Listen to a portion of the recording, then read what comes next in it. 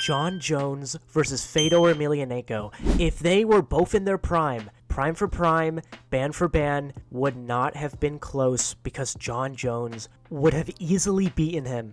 And look, bro, before you get mad, let me explain myself to you. First things first, I just want to say, I am not a Jon Jones glazer at all. Look, I made a video that heavily criticized Jon Jones. He did PEDs, he's been in so many violations with the law. He's generally not a great person. Hey, are you still there? I'm here. But look, he even admits this himself. So the whole point of this rant here is to explain to you, I am not saying this out of any bias towards Jon Jones. This is an objective, detailed explanation on why Jon Jones would have easily beat Fedor Emelianenko, prime for prime. So first, let's start off with Jon Jones' physical gifts. Jon Jones is a freak of nature. He's a freak athlete. He's a top 1% athlete, and he's way more athletically gifted than Fedor. Now look, Fedor's a good athlete as well, but Jon is just on a different level. There's a reason his brothers are in the NFL. His genetics are just peak. Jon is a lot bigger than Fedor. Jon Jones is 6'4", a real 6'4" too, not a lying 6'4". He is a legit 6'4", and his reach is absolutely insane. 84.5 inches of reach. Dealing with that reach is a challenge few fighters can even deal with. Daniel Cormier, for example, top 5 GOATs of the sport, struggled massively with Jon Jones' size and reach. Jones is also a more versatile fighter than Fedor.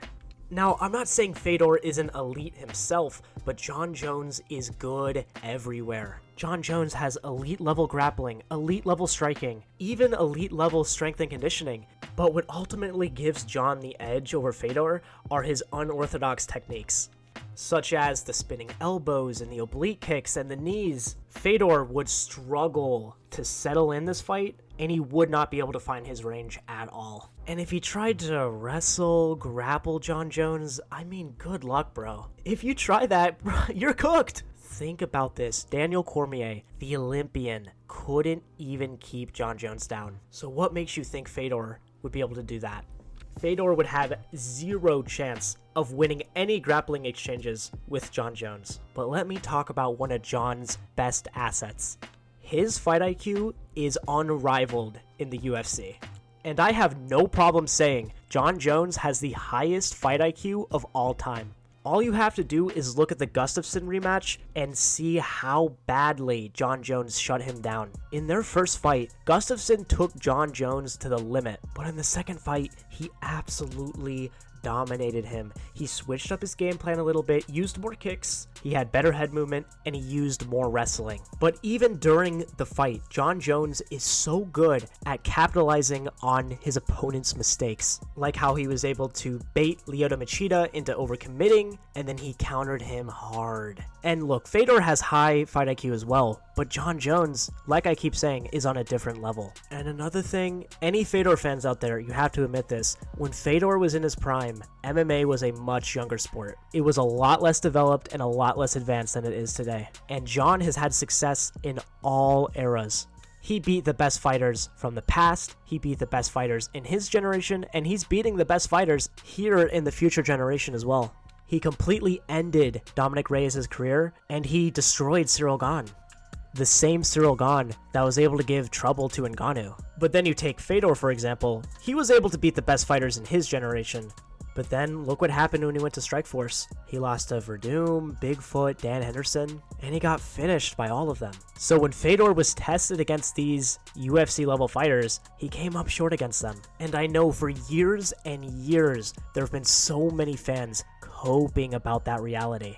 And this isn't to take away from Fedor's career, but he fought in an earlier era of MMA when it was less developed. Fighters nowadays know all of the tricks, especially Jon Jones. And look, I like Fedor a lot, but I don't even think Fedor could get past DC, because Daniel Cormier had a style that could have completely shut down Fedor's. And I don't want to use MMA math here, but Jon Jones was able to destroy DC, and I think DC would be able to comfortably beat Fedor. So, you know, I don't want to use MMA math, so take that with a grain of salt, but That's just how I view it. But I think one of the biggest factors, I've explained a lot of the reasons I think Jones would beat Fedor, but let's just think of the evolution of the sport. Think of YouTube, for example. You can go on YouTube and watch film from the greatest fighters ever for free. And there's hours and hours of film that people have dissected, gone super in depth with. There's so many ways fighters nowadays can learn how to be better fighters. Fedor was great for his era, but if you took prime Fedor, which is like in 2004,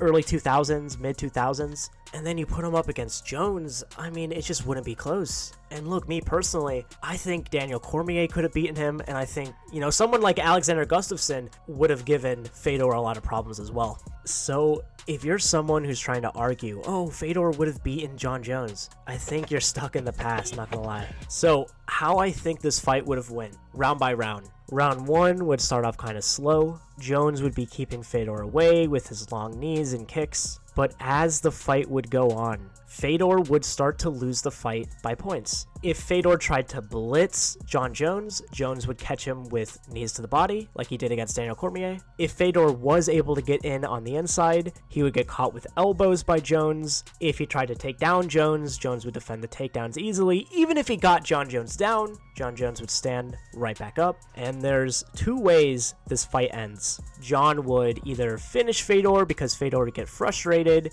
get a little reckless, and then get caught by Jon Jones, knocked out.